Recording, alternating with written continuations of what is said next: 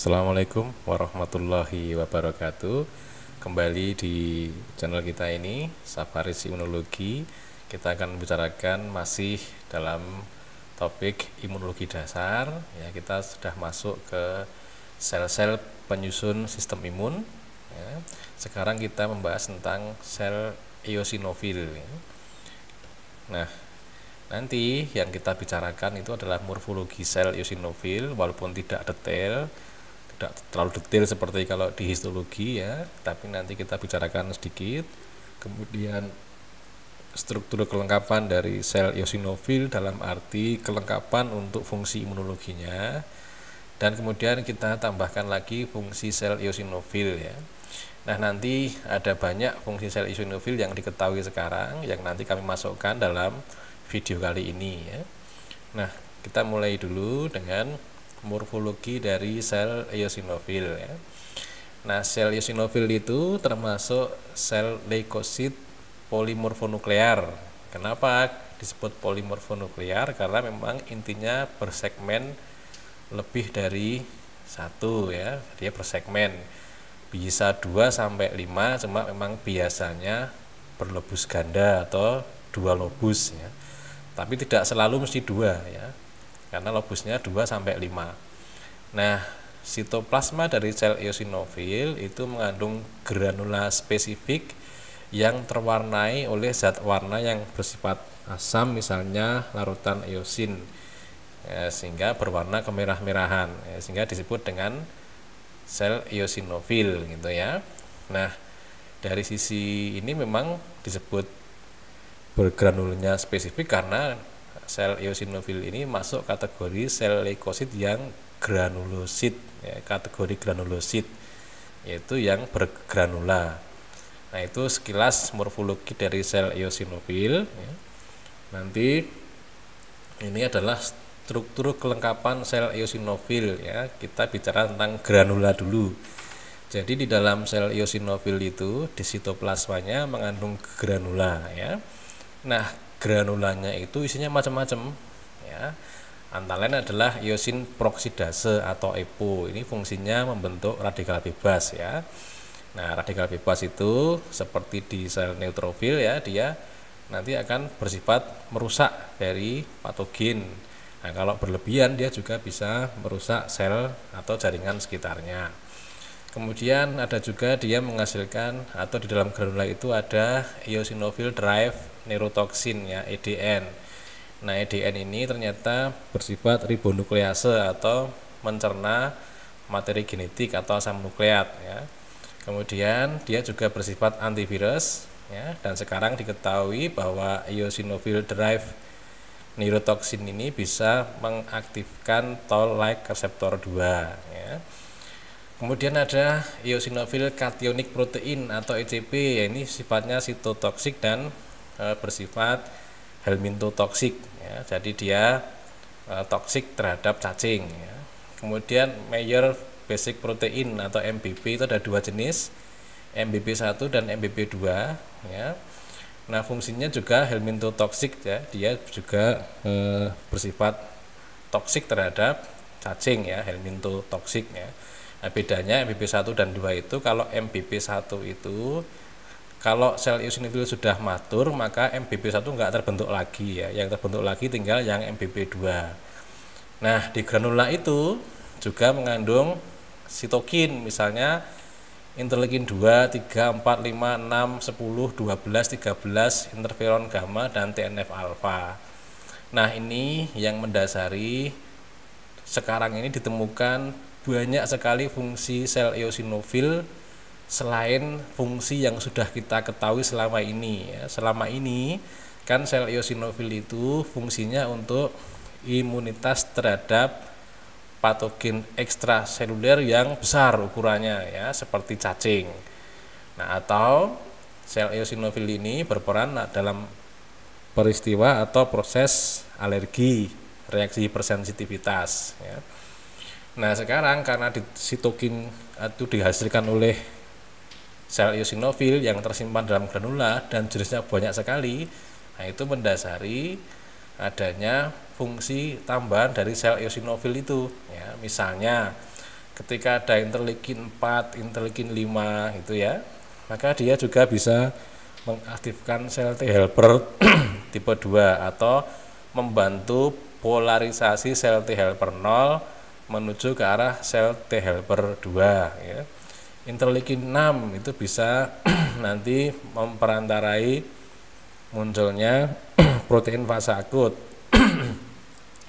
Interleukin 10 nanti bisa memicu terbentuknya sel T regulator.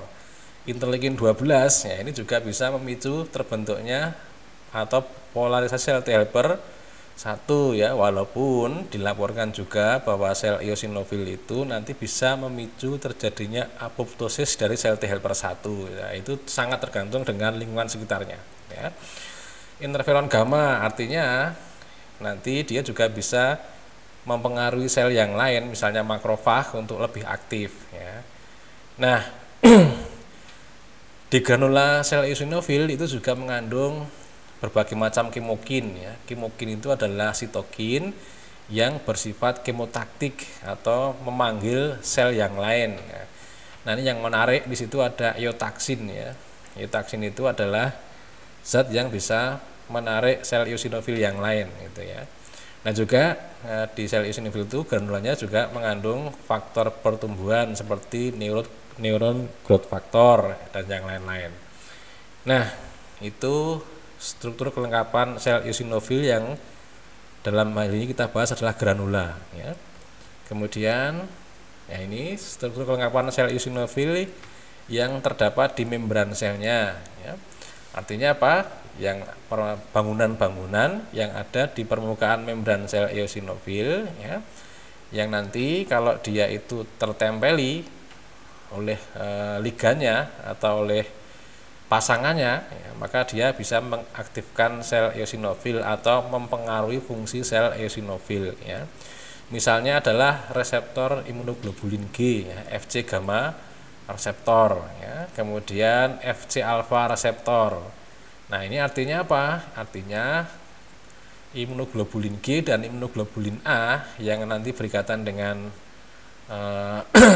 antigen membentuk kompleks imun itu bisa mengaktifkan sel eosinofil ya. Kemudian ada juga reseptor komplement ya, CR1, CR3 ya, CD88 gitu ya. Kemudian reseptor sitokin misalnya interleukin 3 reseptor, interleukin 5 reseptor dan reseptor GM-CSF. Ada juga reseptor kemokin ya, CCR1, CCR3 ya. Molekul adesi yaitu nanti untuk melekat dengan sel yang lain. Kemudian reseptor leukotrien misalnya reseptor leukotrien B4 ya. Kemudian reseptor prostaglandin ya. Kemudian PAF reseptor atau platelet activating faktor reseptor ya. Kemudian ada toll-like reseptor yang nomor 10 itu. Nah, itu struktur kelengkapan dari sel eosinofil. Nah, sekarang kita masuk ke fungsi sel eosinofil. Nah, memang itu sudah disampaikan di depan ya bahwa fungsi sel eosinofil itu kan yang sudah mafhum, yang sudah dipahami selama ini kan berfungsi dalam imunitas terhadap helmin atau cacing ya, dan juga terlibat dalam proses alergi. Tadi sepintas juga sudah disebutkan bahwa fungsi sel eosinofil tidak hanya sebatas itu ya. Nah, ini kami tambah lagi fungsi sel eosinofil selain fungsi imunitas terhadap cacing dan alergi, serta yang tadi sudah kami sampaikan ya, kami tambahkan lagi fungsi sel eosinofil, yaitu yang pertama adalah terlibat dalam perkembangan sel T di dalam timus ya. Ternyata di dalam timus, organ timus itu di bagian kortek medular, perbatasan kortek dan medula itu ditemukan sel eosinofil ya. Nah, fungsi dari sel eosinofil di situ itu adalah berperan dalam seleksi negatif dari sel T yang mengalami maturasi ya, mengalami proses maturasi. Yang kedua adalah rekrutmen dan aktivasi sel dendritik ya. Sebagai contoh adalah tadi disebutkan di situ ada granula sel eosinofil yang menghasilkan interleukin 4, interleukin 5 itu ya. Nah, interleukin 4, interleukin 5 itu juga bisa mengaktifkan sel dendritik yang nanti akan bisa membuat polarisasi sel T helper 0 ke arah sel T helper 2. Kemudian membantu ketahanan hidup sel plasma ya. Kita tahu bahwa sel B yang konvensional ya, nanti kalau dia teraktifkan dia bisa menjadi sel plasma ya. Sel plasma itulah nanti yang akan menghasilkan antibodi. Nah, sel plasma itu untuk bisa menghasilkan antibodi jangka panjang ya, jangka panjang, maka dia harus hidup lama. Nah, kalau dia harus hidup lama, maka harus ada zat yang memberikan dia tenaga atau kehidupan ya, memperpanjang usianya. Nah, sel eosinofil itu juga menghasilkan zat yang namanya april. Nah, zat yang namanya april itu nanti dia akan mempengaruhi sel plasma untuk menjadi tahan hidup atau bertahan hidup lebih lama ya, usianya menjadi memanjang. Ya, karena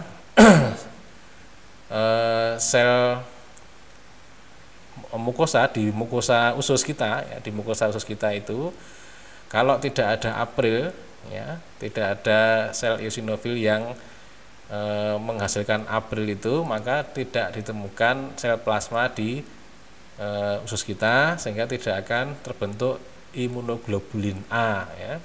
Demikian juga yang ada di sumsum tulang ya, di sumsum tulang kita itu juga sel eosinofil itu nanti akan meningkatkan usia dari sel plasma yang ada di sumsum tulang, di bone marrow ya.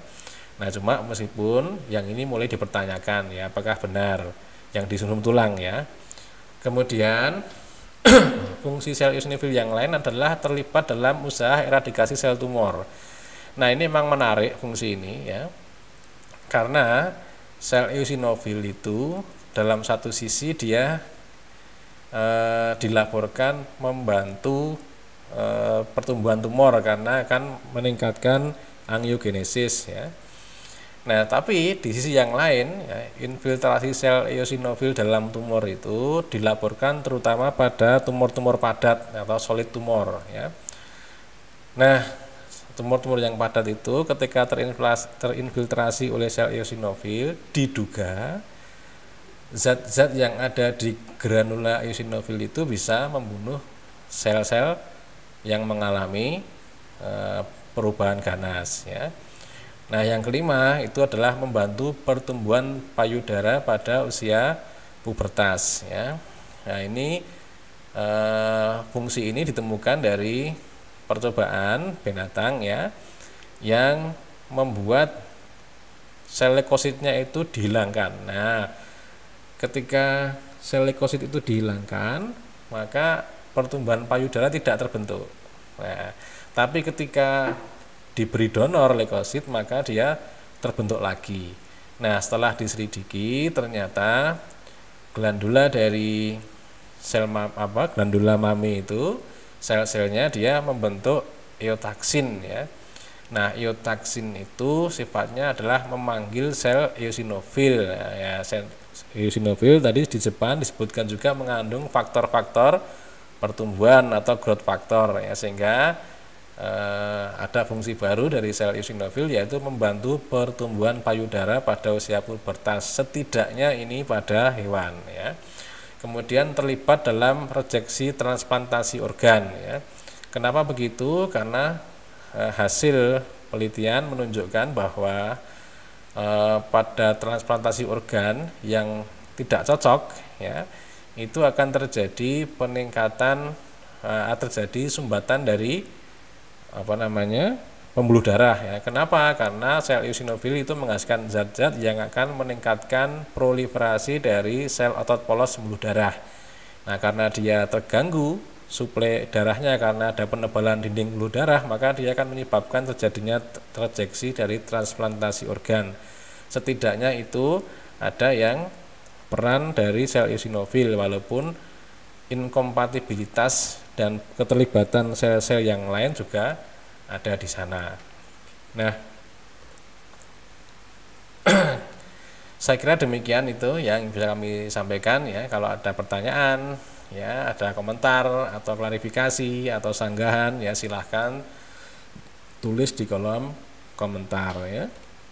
Kemudian demikian saja kita akhiri. Assalamualaikum warahmatullahi wabarakatuh.